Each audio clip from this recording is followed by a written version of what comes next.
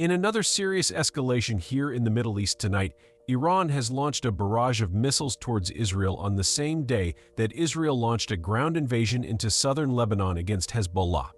For decades, Israel has had to deal with serious threats from other countries. In the 1970s, they took a major step by developing one of the most powerful fighter jets, the Kafir.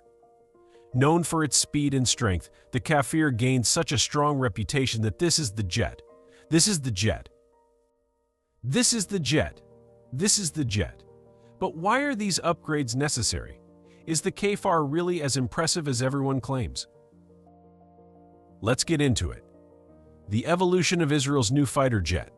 Before we start talking about what Israel's new fighter jet, the IIKFIR is all about, we need to understand why it was created in the first place.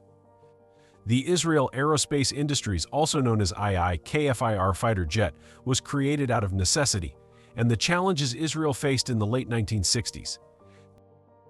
Israel's situation in the Middle East was difficult, as the country was surrounded by hostile neighbors. These neighboring countries were getting more advanced fighter jets from powerful allies like the Soviet Union to keep up and ensure their military was strong enough to defend their country. Israel needed an advanced fighter jet, but getting new planes was not so simple. Let's go step by step to understand the whole story. Back in the 1960s, Israel and France had a very close relationship. At the time, France was one of Israel's main suppliers of military equipment, including fighter jets. One of the most important jets that Israel received from France was the Mirage 3C. The Mirage 3C, developed by Dassault Aviation, was a highly capable fighter jet. It played a major role in strengthening Israel's defense. Israel's Air Force, which was important for defending the small country. The Mirage 3C was known for its speed, maneuverability, and air superiority. This means it was very good at fighting and winning battles in the air. But while the Mirage 3C was good at air-to-air combat, it wasn't as good when it came to attacking targets on the ground. This was a problem for Israel because they needed planes that could do both defend the skies and attack enemy targets on the ground. The Mirage 3C also had a limited range, which means it couldn't fly long distances without needing to refuel. For Israel, a country that had to be ready for threats from nearby countries like Egypt, Syria, and Jordan, having a plane with a longer range was very important.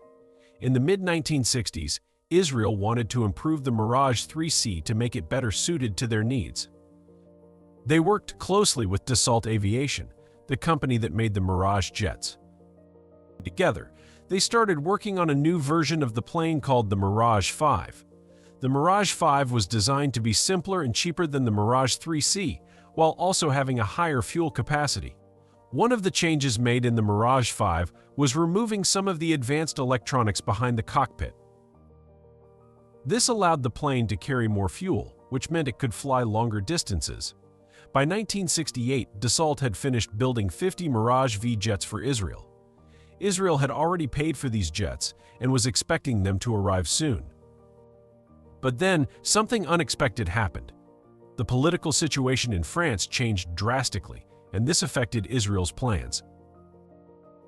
In 1967, Charles de Gaulle, the president of France, decided to change his country's foreign policy. He wanted to improve France's relations with the Arab world.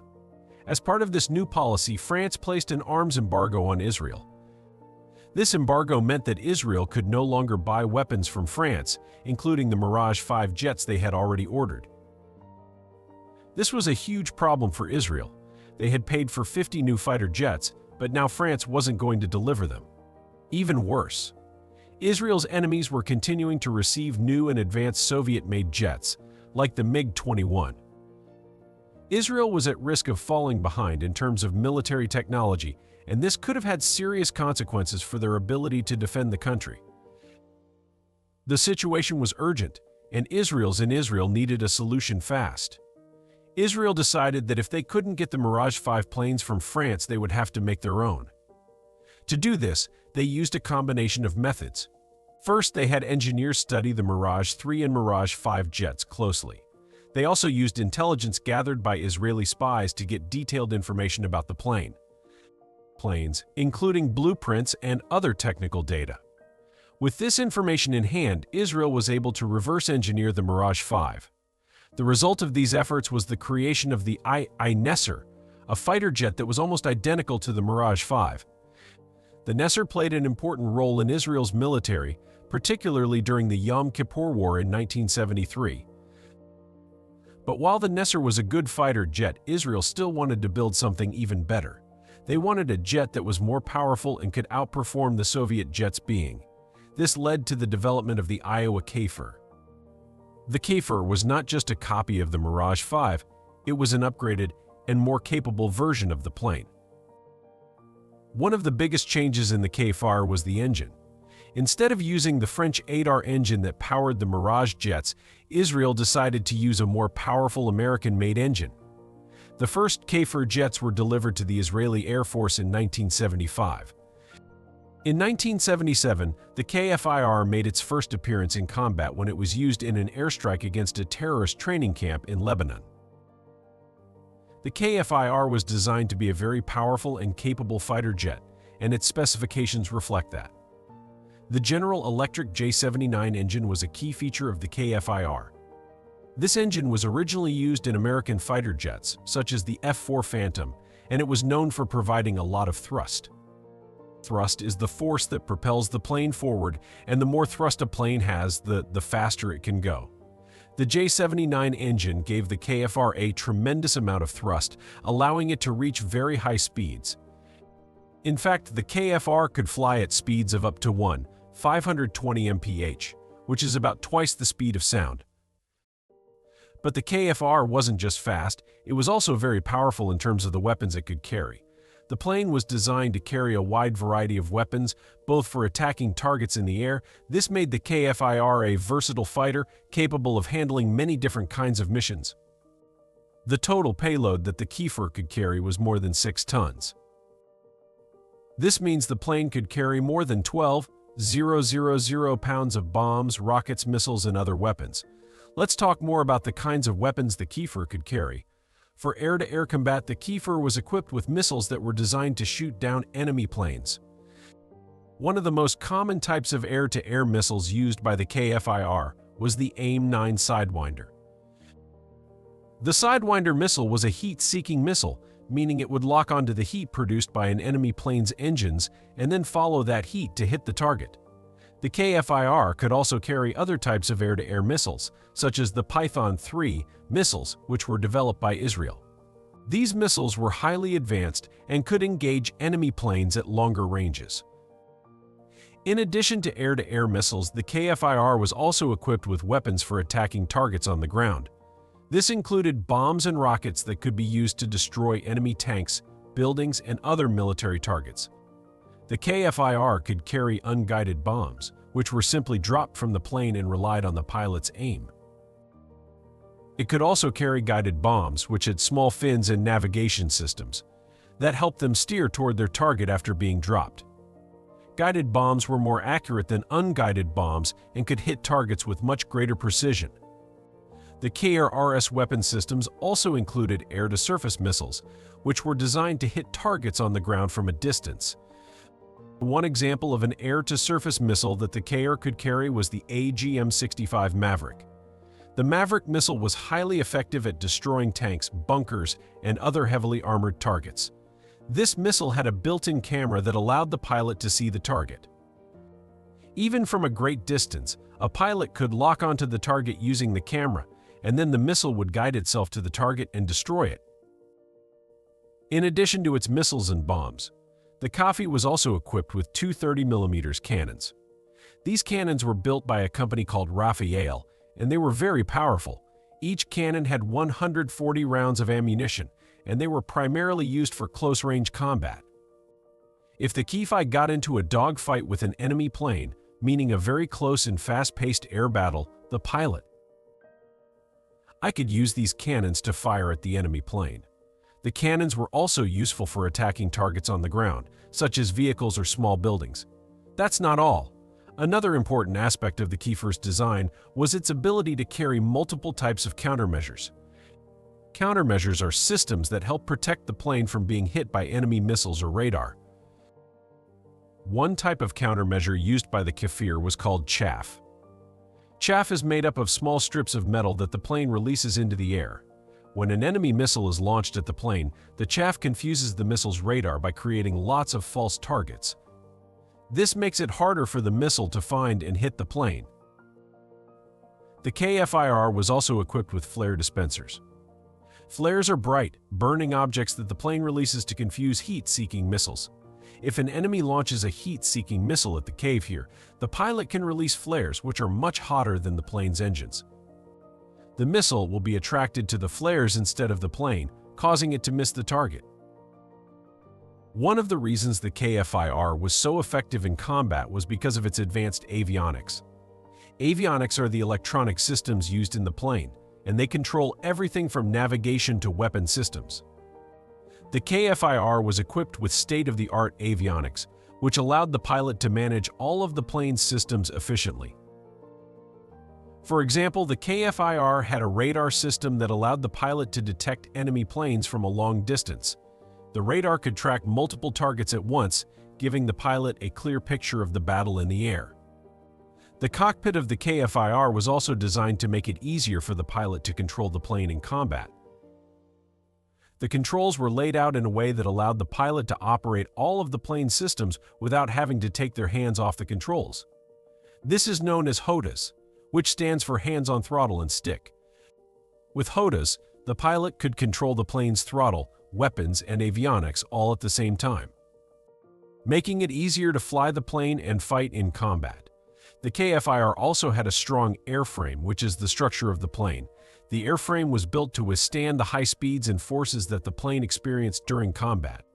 The KFIR's airframe was based on the design of the French Mirage 5, but it was strengthened and modified to fit the needs of the Israeli Air Force. This included changes to the plane's wings and wings. The Kafir had a service ceiling of 58,000 feet. The service ceiling is the maximum altitude at which the plane can operate effectively. This high-altitude capability allowed the Kafir to fly above enemy planes and ground defenses, giving it a significant advantage in combat. The KFIR also had a rate of climb of 45,900 feet per minute, which means it could reach high altitudes very quickly. In terms of range, the KFIR had a combat range of 477 miles. This means it could fly nearly 500 miles to a target, engage in combat, and then return to base without needing to refuel. This range was important for Israel as they often needed to fly long distances to reach enemy targets in neighboring countries. The KFIR performed. The KF-7 fighter jets in the early 1980s were already working and performing well in combat, but by the early 1980s, Israel had started to rely more on American-made jets like the F-15 Eagle and F-16 Fighting Falcon. These planes were more advanced than the Kafir, and over time, Israel began to phase out the Kafir from its air force. By the late 1990s, most of Israel's Kafir jets had been retired from service, and other countries started to use them instead. But which countries exactly made good use of this fighter jet? Let's find out. Other international uses of the KFIR fighter jet has played a huge role not only in the Israeli Air Force, but also in the air forces of several other countries around the world.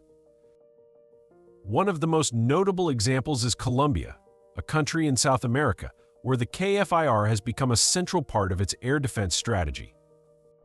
The story of how Colombia came to use the KFIR fighter jet begins in 2007 when the Colombian Air Force made a major decision to modernize its fleet of KFIR aircraft. In 2007, the Colombian Air Force signed a deal worth $150 million with IAA, the company responsible for producing and upgrading the K-Fire. This deal was very important because it ensured that Colombia's K-4 fighter jets would be modernized with the latest technology. The upgrade included improvements to the aircraft avionics, which are the electronic systems that control everything from navigation to target. The modernization also enhanced the KFOR's weapons systems, making the planes more capable in both air and water. To air and air-to-ground combat. The division of Israel Aerospace Industries that handles the modernization of the Kfir is called the Lahav Division. This division is responsible for upgrading the Kfir jets with advanced avionics, new radar systems, and other state-of-the-art technology. The Lahav division is a key part of Israel's defense industry, and it has played a major role in ensuring that the Kfir remains a relevant and powerful fighter jet even decades after it was first introduced. Then it finally happened. By 2009, just 2 years after the deal was signed, Israel delivered its first batch of upgraded Kfir jets to Colombia. This was a huge moment for the Colombian Air Force, as it marked the beginning of a new era for the Kfir for its air defense capabilities. The upgraded Kfir jets were equipped with cutting-edge technology, including advanced radar systems that allowed the planes to detect and track enemy aircraft from a greater distance. The new avionics made it easier for pilots to operate the planes, and the improved weapon systems gave the Kfir more firepower than ever before. The delivery of the upgraded Kfir jets in 2009 was just the beginning. Over the next several years, Israel can continue to deliver additional Kfir jets to Colombia, and the Colombian Air Force worked to integrate these planes into its operations. The Kfir has become an essential part of Colombia's air defense, and the country relies on the jet to protect its airspace and maintain its military strength. But before Colombia even got the jets, other countries have also used the Kia fighter jet. Ecuador, a neighboring country to Colombia in South America, is one of these nations. Ecuador purchased its first Kfir jets in the 1980s, and like Colombia, it has used these planes to strengthen its air force. The Kfir's versatility, speed, and powerful weapon systems have made it an attractive option for countries like Ecuador that need a capable fighter jet, but may not have the budget to purchase newer and more expensive planes. Over the years, Ecuador has maintained and upgraded its Kfir fleet, ensuring that the planes remain an effective tool for the country's defense. Another country that has used the Kfir fighter jet is Sri Lanka, an island nation located in South Asia. Sri Lanka acquired Coffee jets in the 1990s, and the planes played a key role in the country's military operations during its long civil war. The Sri Lankan Air Force used the Coffee to carry out airstrikes against rebel forces, and the jet's ability to carry a large payload load of bombs and missiles made it a valuable asset in these operations. The speed and maneuverability also allowed it to evade enemy defenses and deliver its weapons with precision. The decision by Colombia, Ecuador, and Sri Lanka to use the KFOR fighter jet highlights the international appeal of the aircraft. Although it was originally designed for the Israeli Air Force, the KFOR's capabilities have made it a popular choice for countries around the world. One of the reasons for this is the KFIR's adaptability. The plane can be modified and upgraded to meet the specific needs of different air forces, and its design allows for the integration of new technology as it becomes available. This flexibility has helped the KFIR remain in service for many years, even as newer fighter jets have been introduced. In the case of Colombia, the modernization of its KFIR fleet has been a major success. The upgrades carried out by Israel Aerospace Industries have given the Colombian Air Force a powerful and reliable base that is capable of handling a wide range of missions. The KFIR is used for air patrols, where it helps to protect Colombia's airspace from potential threats. It is also used for ground attack missions where it can deliver bombs and missiles with pinpoint accuracy. The versatility of the KFIR has made it an indispensable part of Colombia's military strategy. The process of upgrading Colombia's KFIR jets was not just about adding new technology. It also involved training Colombian pilots and technicians to operate and maintain the modernized aircraft. Israel Aerospace Industries worked closely with the Colombian Air Force to ensure that its personnel were fully trained on the new systems and equipment. This training was essential to ensuring that the upgraded KFIR jets could be used to their full potential. Another important aspect of KFIR is its participation in joint military exercises with other countries. The KFIR's advanced capabilities have allowed the Colombian Air Force to take part in international exercises where it can train alongside the air forces of other nations. These exercises help to improve the skills of Colombia's pilots and allow them to test the KFIR in a variety of combat scenarios. The KFIR's performance in these exercises has been impressive, and it has earned the respect of pilots and military officials from other countries. Apart from its military uses, the KFIR has also been used for training purposes. The United States Navy, for example, leased several KFIR jets in the 1980s to use as aggressor aircraft in training exercises. In these exercises, the KFIR was used to simulate enemy fighter jets, allowing U.S. pilots to practice dogfighting and other air combat maneuvers. The KFIR's speed and maneuverability made it an ideal choice for this role, and it helped to improve the skills of many U.S. pilots. I'm in 100% survival mode, because the enemy's locked all onto my airplane. That's as vulnerable as you get in the air-to-air dogfight. In Ecuador, the KFIR has been involved in several significant military operations.